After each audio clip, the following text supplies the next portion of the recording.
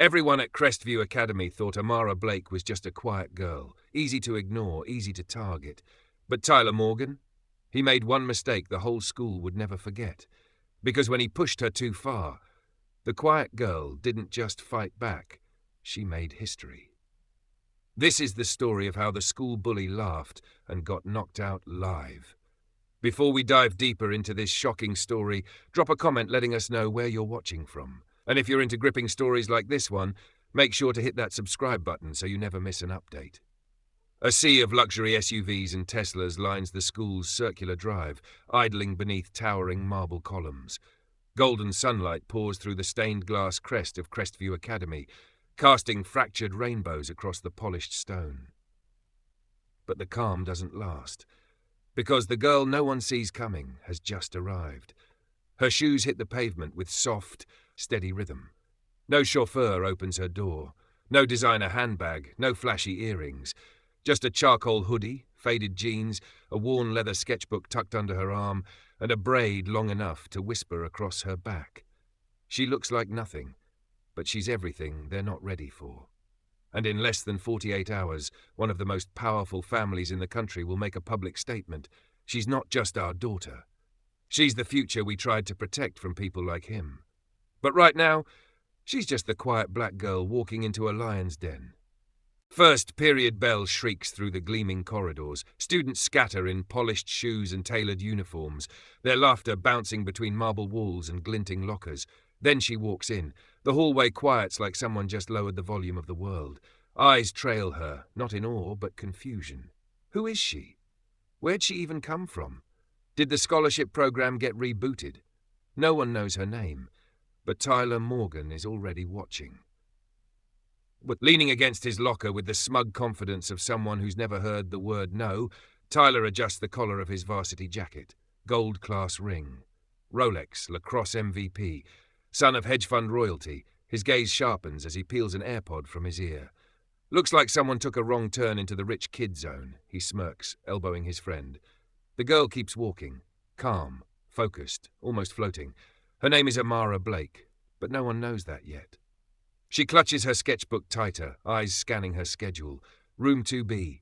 That's all that matters right now. She doesn't even flinch when Tyler steps into her path. You look lost, he says, smiling the way hyenas smile just before they bite. Amara looks up, finally. Her eyes are still, focused, quietly sharp. I'm not, she says, just heading to class. Her voice is soft, but every word lands with precision. Tyler blocks her again. This your first day here? Amara nods. Name? He asks. Amara hesitates. Amara, he raises an eyebrow. No last name? She doesn't answer. Instead, she moves to sidestep him, but not before Tyler snatches the sketchbook from under her arm. Hey, she spins. He holds it high like a trophy. Oh, what's this? Notebook of revenge plots? Or maybe secret love letters to the lacrosse team? Laughter erupts around them. Phones come out. Someone's already recording. Tyler flips the sketchbook open and stops. The drawings inside are stunning. Blueprints for futuristic cities, satellite-powered schools, AI-integrated transportation hubs. Yo, one of his boys says, leaning over his shoulder. This looks like something Tesla would steal. Tyler rips a page from the sketchbook with a loud rip. Amara gasps. Is this a spaceship, a solar drone, or is it just the world's fanciest hair straightener? More laughter. Amara steps forward, voice trembling. Give it back. Tyler dangles it just out of reach, flipping through more pages. You got a wild imagination, Mara. Shame it'll never get you a seat at the table. Then he lets the book fall. Pages scatter like doves hit mid-flight. The hallway quiets again. Everyone watches Amara kneel, collecting torn papers with shaking hands. A girl in the back whispers she's going to cry. But Amara doesn't cry. She stands, brushes her jeans off, gathers her things, and with eyes full of fire masked in silence, she walks away. Amara sits in the back, her sketchbook patched with tape. The teacher drones about color theory, but she's redrawing the page Tyler destroyed, this time sharper, better. A hand touches her desk. It's a boy, awkward, brown skin, curly hair. I thought your designs were amazing, he whispers. She offers a half smile. Thanks. Tyler's a jerk. Don't let him get to you. I won't, she says, but her fingers curl tighter around her pencil. Outside the window, the sun dims. Storm clouds begin to roll in. Rain sprinkles across the circular driveway. Students huddle under umbrellas or pile into sleek cars. Amara waits on the bench, sketchbook in her lap, headphones in her ears, but no music playing. Then, a sleek black limo glides up to the curb. Tinted windows, no logos, no license plate anyone recognizes. Students start whispering, "Who's that for? That's not one of the usual chauffeurs. Probably some senator's kid visiting." Then the door opens. Amara doesn't even hesitate. She stands, slides her sketchbook under her arm and walks toward the car. Tyler sees it from across the lot. His smirk evaporates. Wait. No way. The door closes behind her. The car pulls off like a whisper in the wind. Inside, the cabin glows with ambient blue light. Soft jazz plays in the background. Amara leans back into the leather seat, eyes heavy with the weight of the day. Then a voice crackles through the intercom. Calm. Deep. Protective. "Rough day, sweetheart," Amara exhales. "You could say that. Did anyone hurt you?" "No," she replies. "Not really." A pause. "Good. But remember, you never have to stay quiet, Amara. You are who you are, for a reason. They just don't know it yet." Amara smiles. "Thanks, Dad." The following morning in Crestview Academy, the camera pans across a row of matte black sports cars, glinting Range Rovers, and powder blue Bentleys parked beneath the school's sculpted stone archway. Golden sun hits the marble steps just as the doors swing open, releasing a stream of students into the courtyard. It's another picture-perfect morning at Crestview, but not for Amara Blake. Not after yesterday. She walks in alone, hood pulled low, sketchbook clutched tight, head high, but every pair of eyes turns toward her like heat-seeking missiles. Conversations die, laughter fades, phones are already out. Tyler Morgan watches her from the steps, arms folded across his varsity jacket, his grin twisted and smug, but a little too wide to be real. Because now, he knows who she is, and that knowledge only makes things worse. Moments later at the hallway, Amara unlocks her locker quietly, trying to block out the whispering behind her. "She's that billionaire's secret kid, right? Adopted, probably. You think she's even legit? I heard she's in hiding, some scandal or something. Why she dressed like a broke scholarship student then?" Amara takes a breath, opens her locker. Red paint splashes out. It pours down her books like blood.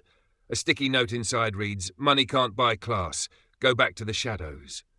The hallway erupts with stifled giggles. Amara doesn't scream. She doesn't cry. She simply tears the note in half, wipes her hands on her jeans, and walks away. At the cafeteria during lunchtime, students eat, gossip, scroll through social media. Tyler and his entourage, laughing, leaning in close, watching something on a phone screen. Tyler slaps the table. "Yo, this one is gold." He turns the screen to his friends. A crudely edited photo of Amara's face photoshopped onto a maid's uniform, standing behind Julian Blake at a gala. Caption, "From hidden heiress to hidden housekeeper." They howl with laughter. At the far end of the cafeteria, Amara sits with her headphones on, untouched food before her. She knows. She feels them watching. Then, a hush. The edited photo begins to spread, phone screens glowing across the tables. One girl, Talia, sneers loudly, loud enough for everyone to hear, "So what if her dad's rich? Money doesn't fix ugly." Amara slowly removes one earbud, looks up. Her eyes are calm, like the ocean before a hurricane. She locks eyes with Talia. Talia blinks, looks away. After school, in girls' bathroom, Amara leans over the sink, splashing water on her face. Her hands shake slightly. The pressure is crawling under her skin now. She looks at herself in the mirror, paint-stained hoodie, tired eyes, holding it all in. She hears the door creak open. 3 girls walk in, Talia and her crew. Talia smirks. "Heard your daddy's rich. Congrats." Amara says nothing. "You think you're special now?" the second girl adds. "You're still just a charity case in thrift store sneakers."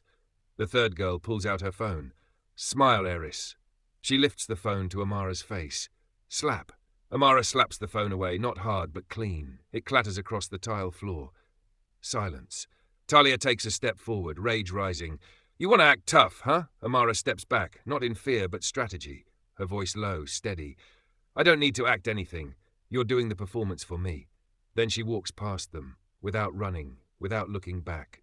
That very night at Tyler's house, Tyler stares at his screen again. Julian Blake's name on every financial list imaginable. Forbes, Time, Global Tech Weekly. He paces. She's his kid. No way that's fake. His friend Carter shrugs. "So what now, we back off?" Tyler's jaw clenches. "No, we go harder." But she's dangerous, bro. People like that, their lawyers show up before their bodyguards, Tyler smirks. Only if she talks, and so far, she hasn't said a word. The following morning, Amara arrives at school, but this time someone's waiting at the gate. A TV news van is parked across the street. Reporters lean against the fence, cameras ready, microphones up. Inside the school, students swarm the windows. Yo, are they here for her? Is she really famous? She about to go viral for real. Principal Ellsworth hurries down the hall. Teachers scramble. In the center of the chaos, Amara walks through the courtyard. One camera catches her face. She stops, turns to look at the reporter across the gate. The reporter mouths, "Are you Julian Blake's daughter?" Amara just stares. Then calmly, keeps walking. Right in the computer lab, later that day, Tyler's fingers fly across a keyboard. He's hacking into the student record system. Files open, attendance logs, applications. He clicks on Amara Blake. It's empty. No address, no guardians, no photo. Just one single line. Record access restricted by court seal. Tyler leans back, eyes wide. What the hell? He scrolls faster, deeper, past firewalls. Suddenly, the screen goes black. A single sentence appears in green code. Unauthorized access detected. Logged and reported. Tyler slams the laptop shut. His heart is pounding now. The following morning at the school auditorium. The auditorium is packed, wall to wall. Over 600 students. Teachers lined up along the walls. The stage glows under soft white spotlights. A slideshow loops on the projection screen. Crestview Future Leaders Day. Tyler Morgan sits dead center in the second row, slouched like royalty in his throne, flanked by his arrogant entourage. He spins a pen between his fingers with a smirk so sharp it could cut glass. Behind him, phones are ready, cameras rolling. Some kids came for inspiration, others came for drama, because everyone knows who's about to speak. Amara Blake. She's been selected, ironically, to present her sketch concepts for Innovation in Urban Architecture. Her name is announced and polite applause follows. Amara steps onto the stage. She walks slowly, each step heavy like it's made of stone. Her sketchbook is tucked under her arm, slides in hand. She stands at the podium, heart pounding. Her lips part. "Excuse me, Miss Blake," Tyler calls out loudly. Amara freezes. The auditorium shifts. Whispers, laughter rising in pockets like wildfire. "Before we hear your skyscraper fan fiction," he says, standing now, mind answering one thing? The faculty begins to rise, but too late. "Are you going to draw us a blueprint of how you secretly became a billionaire's kid overnight? Or is this just another one of your fairy tales?" Gasps ripple through the room. Phones shoot up. Amara's fingers tighten on the edge of the podium. She tries to speak, but the pressure hits like a tidal wave. Another voice joins in, Talia's from the back. "Maybe she's sketching how to disappear again after this." The laughter breaks through like glass shattering. Unchecked. Cruel. Relentless. Amara's voice dies in her throat. Her hands tremble. Tears form. One escapes. She steps back from the mic and runs.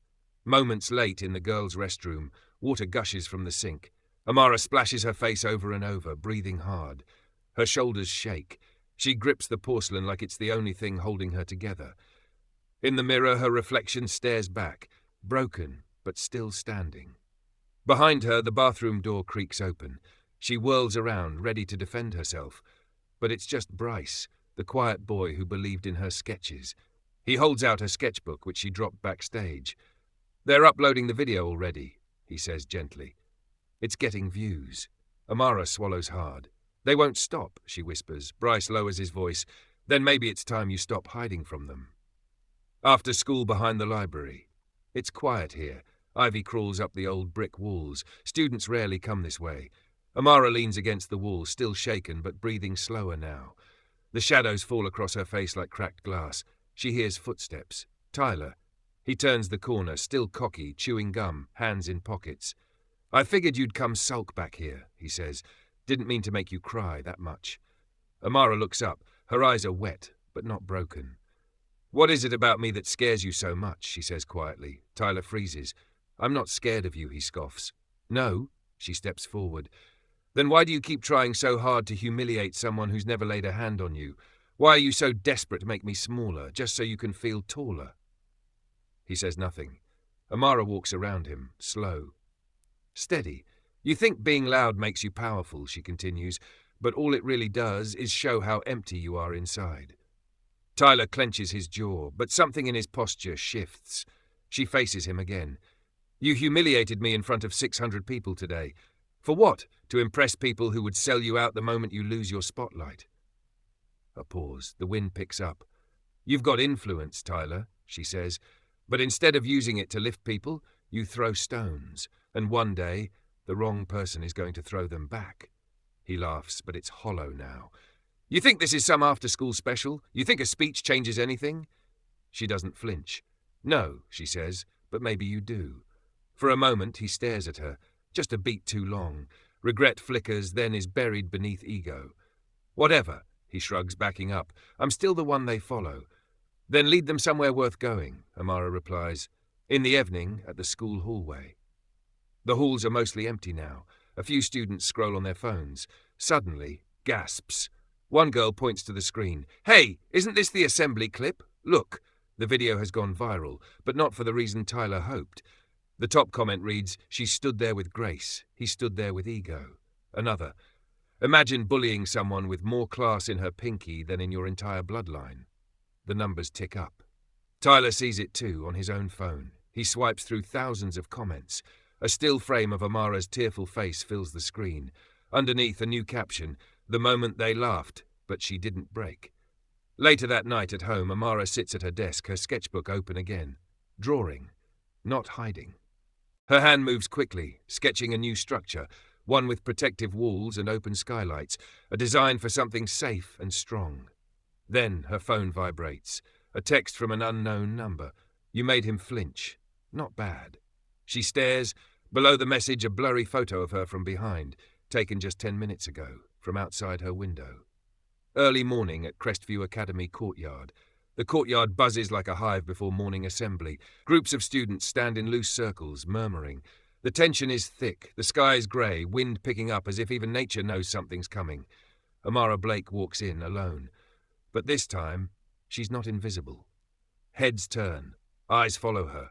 The whispers are different now. Respect, curiosity, admiration. She's not just the quiet girl anymore. She's the girl who didn't fold. And Tyler Morgan knows it. He watches from the top of the courtyard steps, jaw tight, fists clenched. Behind him, Carter whispers, Yo, man, maybe we should just let it go. But Tyler isn't listening. He's never lost before. Not like this. And he's not about to start now. Mid-morning break at the hallway. Amara bends by her locker, switching out textbooks. Then a hand slams her locker shut beside her. She turns. Tyler, alone. Breathing hard. Rage in his eyes. This ends now, he growls. Amara doesn't move. What do you mean? Tyler steps closer. You embarrassed me. In front of the school, you turned them against me. You did that yourself, she replies, calm but firm. He lunges forward and grabs her sketchbook again. But this time he doesn't expect what happens next. Amara spins and locks his wrist mid-grab. Hard, controlled, sharp. The hallway freezes. He tries to pull free, but she steps aside and sweeps his leg with precision, dropping him to one knee. Whoa! Is she serious right now? Is that jiu-jitsu or something? Cameras rise. Students gasp. Tyler swings in frustration. Amara dodges, steps back, drops her stance, controlled, defensive, powerful. Then with one swift counter, she flips him over her shoulder. Thud. He hits the floor hard. Silence. Then a wave of applause. Cheering. Students rise to their feet, screaming. Someone shouts, Let's go, Amara! Another student, one of the girls Tyler had teased last semester, yells, That's what you get, bully boy. Tyler groans on the ground, holding his ribs, humiliated. Faculty rushes in, and Tyler was taken to the principal's office. Tyler sits in a chair, sweat still on his brow. Principal Ellsworth stands before him. This isn't just suspension, Mr. Morgan. It's a final warning. Tyler doesn't argue. He looks defeated. On his way out, he stops at the auditorium where students are gathered for a school-wide announcement. He steps to the mic. Students fall silent. Tyler takes a deep breath. I let my pride make me cruel. I was the guy who used to laugh the loudest and never cared who I was laughing at. Eyes lock on him from every corner. He turns toward Amara, sitting in the third row. I disrespected you. I humiliated others to feel powerful. I'm sorry. Not just to you, but to anyone I ever made feel small. He walks off the stage quietly. No fake smile. The crowd watches in stunned silence. Next day in Crestview newsroom. A student journalist narrates a breaking news segment. Crestview Academy's most feared senior, Tyler Morgan, was officially suspended after physically confronting student Amara Blake in a hallway altercation. Clips play, Tyler on the ground, Amara standing tall, crowd applauding. But what shocked the school even more was what came next. A photo appears. Julian Blake, tech mogul, standing beside Amara. Yes, that's right. The same Amara Blake is confirmed to be the adopted daughter of billionaire Julian Blake. The girl they laughed at? She's not just the quiet student. She's Amara Blake, and the power in her name now echoes through every hallway. 1 week later in Crestview newsroom. Banners flap in the wind. A large mural is being painted near the gym wall, students working together. It's a portrait of diverse students standing side by side. And at the center, Amara. Sketchbook in one hand, the other raised, not in violence, but in unity. She watches from a distance. A small smile on her face, Talia approaches. "Hey," she says awkwardly. Amara turns. Talia clears her throat. "We kinda sucked before. You deserved better. Just wanted to say sorry." Amara nods. "Thanks. Just keep treating people better. That's enough for me." Lunchtime in the cafeteria. A new energy buzzes through the room. No more fear, no more whispered teasing. Students of all kinds talk openly, laugh, share tables. And Amara? She sits at a full table now, sketching a new school design on her iPad while others look on in awe. She's the real future leader, someone says. As the day ends, Amara walks to the gate. A black limo waits again. But this time, students don't gawk. They nod. They smile. Bryce jogs up to her. "Heading out?" "Yeah." He grins. "See you tomorrow, superhero." She chuckles. "I'm not a superhero." "No," he replies, "but you're something even stronger." They thought she was weak. They thought they could break her. But Amara Blake stood taller than all of them, because real power doesn't scream. It stands still until the world listens. Lessons learned from Amara's story. Silence is not weakness. Just because someone doesn't fight back with noise doesn't mean they can't rise with strength. Amara showed us that true power lies in composure and self-control. Bullies thrive on attention, but crumble when exposed. Tyler's behavior was fueled by pride and fear. Once the school stopped laughing with him and started standing with the victims, he lost his power. Every person has a story. What we see on the surface isn't the full picture. Amara wasn't just a quiet girl. She was a fighter, a daughter, a designer, a force waiting to be known. Strength isn't about hitting back, it's about standing up. Amara defended herself when it mattered most, not out of revenge, but to protect her peace and inspire others. One brave person can shift a whole culture. Her courage inspired a school-wide change. Others who had once been silent found their voices through her. If this story moved you, please take a moment to like this video to help it reach more people. Leave a comment below if you've ever been bullied, or if you've ever had to stand strong when the world doubted you. Your story matters too. Don't forget to subscribe to Untold Touching Stories for more powerful, real, emotional stories that inspire change, reveal hidden strength, and give a voice to the unheard. Your support helps us tell the stories that others are too afraid to.